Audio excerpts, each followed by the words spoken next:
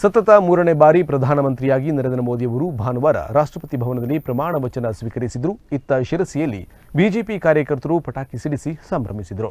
ಭಾನುವಾರ ನರೇಂದ್ರ ಮೋದಿಯವರು 3ನೇ ಬಾರಿ ಪ್ರಧಾನಿಯಾಗಿ ಪ್ರಮಾಣ ವಚನ ಸ್ವೀಕರಿಸಿದರು.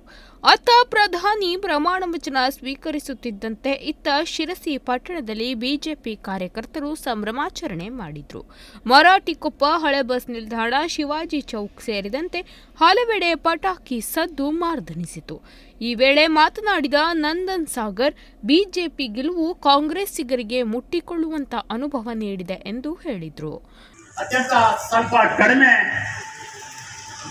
ಮತವನ್ನ ನಾವು ಗಳಿಸಿದ್ವಿ. ಭಾರತೀಯ ಜನತಾ ಪಕ್ಷ ಶಿರ್ಸಿ ಸಿದ್ದಾಪುರ ಕ್ಷೇತ್ರ ಭಾರತೀಯ ಜನತಾ ಪಕ್ಷ ಕ್ಷೇತ್ರ. ಅದನ್ನು ಏನು ಅಂತ ಹೇಳಿ ಈ MP ಚುನಾವಣೆಯಲ್ಲಿ ಈ ಕ್ಷೇತ್ರದ ಜನ ತೋರಿಸ್ಕೊಟ್ಟಿದ್ದಾರೆ.